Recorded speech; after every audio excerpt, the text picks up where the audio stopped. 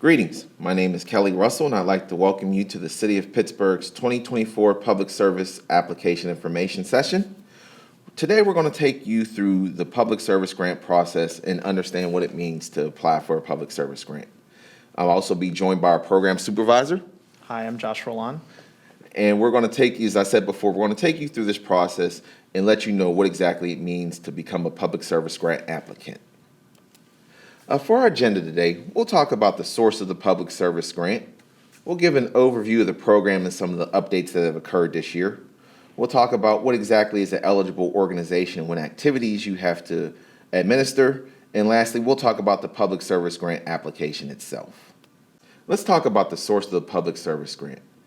These funds come from the Community Development Block Grant Program. That is part of the federal budget that has been administered by the U.S. Department of Housing and Urban Development, better known as HUD. While a majority of these funds are used on infrastructure projects in the capital budget, $550,000 has been set aside for the public service grant project. These funds will be used by nonprofits to provide services directly to low and moderate income individuals. So let's talk about the process overview. This is a reimbursement grant, which means you have to spend the money and you will be reimbursed for it. Those who apply and receive these grants, you are considered a subrecipient, and you will pay for goods and services as part of this grant. Subrecipients will submit invoices to the city after the contract is executed, and once that contract is executed, you will submit the invoice, and the city will issue a check to the subrecipients from the controller's office. Let's talk about some of the program updates for 2024. As previously mentioned, there's more funds available compared to last year, $550,000.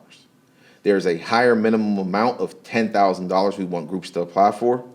And once again, we want these projects to focus directly on providing services to low and moderate income clients. Once again, the timeline is a bit different too. Applications are due Friday, April 12, 2024 at 5 p.m. Decisions on the awards will not be made available until late September, early October of 2024. Contracts will not be executed until January of 2025. Any expenses before January of 2025 will not be reimbursed. At this time, I'm going to turn the presentation over to Joshua Long. Josh? Thank you, Kelly. Now I'm going to go into eligibility. On this slide, you see the eligibility requirements for applicants.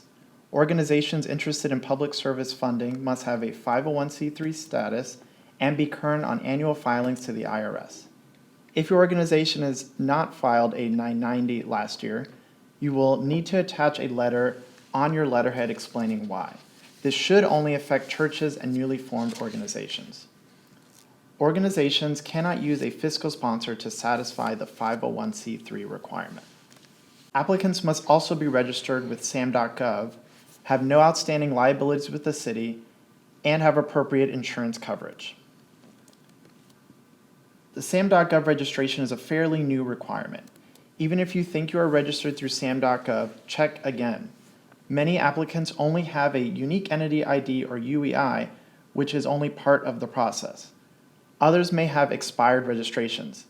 If you do not have registration with sam.gov, start the process immediately. We have a list of resources on the application webpage, including a video explaining the sam.gov registration process. All applicants must have general liability insurance. If selected for funding, the city will need to be added as an additional insured on your policy. Also, applicants with paid staff will need to show proof of workers' comp insurance. This requirement ensures that your organization is following state law. If your organization meets the eligibility criteria, next we will make sure that your project is eligible. Public service grants must 1. Serve people that have low and moderate incomes, and 2. Fit within one of the eligibility project categories, which I will review momentarily. Starting with the first project eligibility criteria, does your organization serve low and moderate income people? All funded projects must prove that their clients are income eligible. Organizations can do this by either serving a population that is presumed eligible or collect income information. This slide lists the populations that are considered presumed benefit by the federal government. If your project exclusively serves members of one of these populations, your program is eligible. If your organization does not serve one of these specific groups, you will have to verify client income. If your organization is collecting income information, be sure to follow these guidelines for income verification. I'm not going to go over each of these now, but be sure to note the various sources of income that should be considered. Once organizations verify the income and household size of their clients, they should use this table to ensure that their client does not exceed the 80% area median income limit. These limits are based on Pittsburgh's median income and are updated annually. All awarded organizations will receive a copy of these income limits. There are a few acceptable ways to income verify clients. Many organizations ask their clients to complete an intake form to describe household size and review income documentation like a pay stub.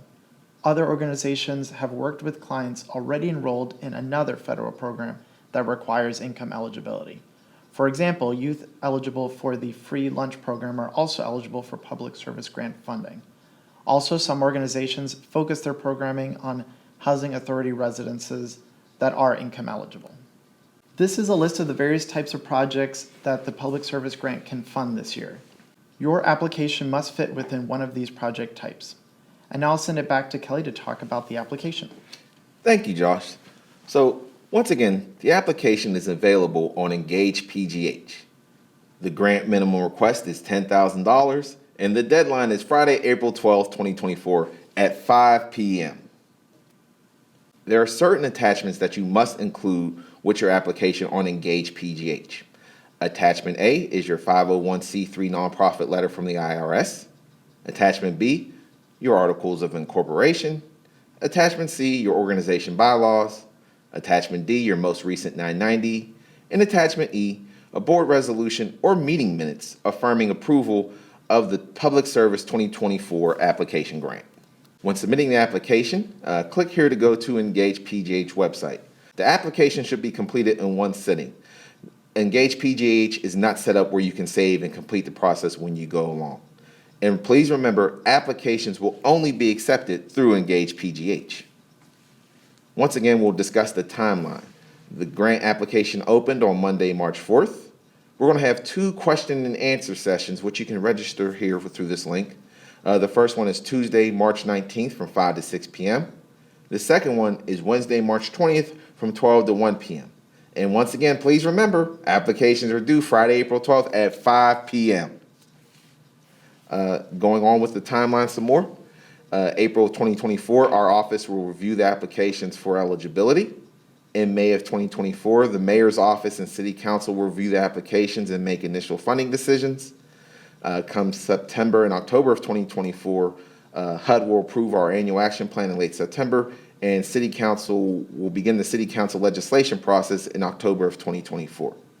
And come late October of 2024, the awards will be announced, and come January of 2025, contracts will begin.